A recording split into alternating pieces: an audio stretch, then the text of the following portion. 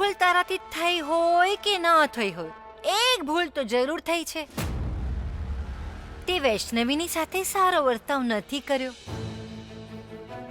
અને જો આવું જ ચાલતું રહ્યું તો એ આ ઘરમાં ક્યાં સુધી ટકેલી રહેશે બોલ? શું કરું માં? પોતાના ઇમોશન્સ પર કંટ્રોલ ખોઈ બેસું છું હું, અને પછી પોતાને જ ખરાબ લાગે છે. બધું બગાડી દીધું મેં. માં, વૈષ્ણવી સાચે જ મને છોડીને ચાલી જશે કે શું? જો તું આવી હરકત ઘડી ઘડી કરતો રહેશે તો જરૂર ચાલી જશે. તો હવેથી એવી કોઈ હરકત ન જ થાય, આ ધ્યાન તો તારે રાખવું પડશે ને. કેવી રીતે કરું મને કાંઈ સમજાતું નથી માં. કેવી રીતે કરે? અરે મેં તો કહ્યું હતું ને, તારી મા પાસે દરેક સમસ્યાનું સમાધાન રહે છે. જો તું ઈચ્છે છે ને કે તારી અને વૈષ્ણવીને વચ્ચે વાત ફરીથી ન બગડે, હા, તો એક કામ કરવું પડશે તને.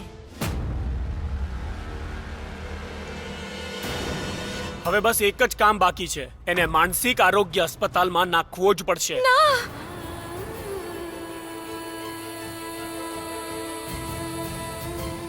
એ દિમાગી રૂપથી આટલા પણ કમજોર નથી કે આ નોબત આવે ભાઈ.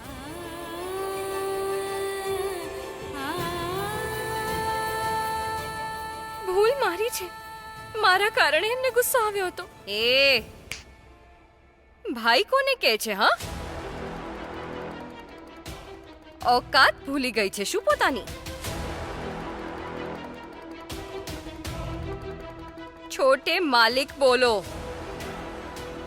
તો ઠીક છે, આજથી તું પણ કરણને છોટે માલિક અને અમને બડી માલકીન કહેજે, કેમ કે આ ઘરમાં તારી જે હેસિયત છે એ જ વૈષ્ણવીની છે.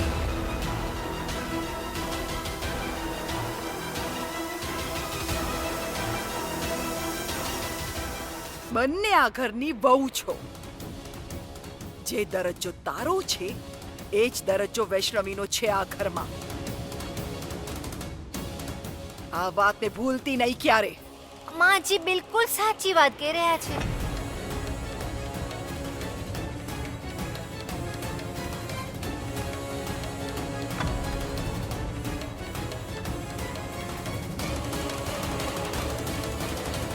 વૈષ્ણવી કાર્તિકની પત્ની છે, આ ઘરની વહુ છે, એનાથી આ દરજ્જો કોઈ નહીં છીનવી શકે.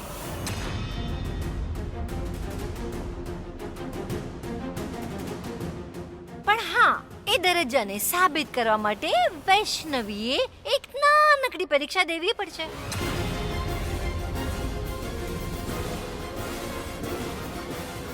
પરીક્ષા? બીજું નહીં તો શું માજી. હવે જુઓ, તમે પોતાની જીદમાં લગ્ન તો કરાવી દીધા, પણ હવે આ સાબિત પણ કરવું પડશે કે આ છોકરી આપણા કાર્તિકની પત્ની બનવા લાયક છે પણ કે નહીં. અને એના માટે સૌથી પહેલા એણે કાર્તિકનો રૂમ છોડવો પડશે.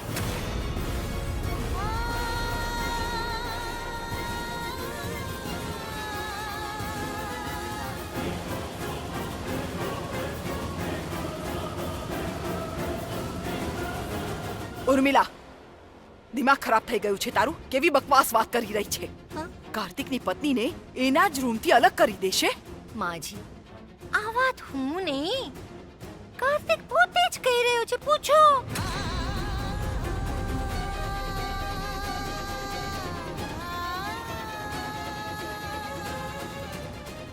કાર્તિક, આ શું કહી રહી છે?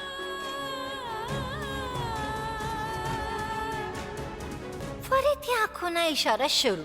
લ્યો, અરે ક્યાંક આંખનો દર્દ જોઈને મારો શીખવાડેલો પાઠ ન ભૂલી જાય મૂરખ. તમે જે કહેશો માં એ હું કરીશ. હું વૈષ્ણવીને પણ નહીં ખોઈ શકું. જો હમણાં તું બોલ્યો ને કે ભૂલ તો થઈ જ જાય છે, ઇમોશન પર કંટ્રોલ નથી રહેતો, તો ઇમોશન પર કંટ્રોલ કઈ રાતોરાત થોડો આવી જાય છે.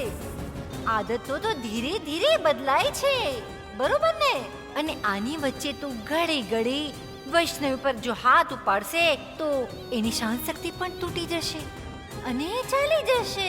નહીં માં, એવું ન થવું જોઈએ. વૈષ્ણવીને રોકો પ્લીઝ. એ જ તો કરવા માટે સમજાવી રહ્યા છે તને અમે.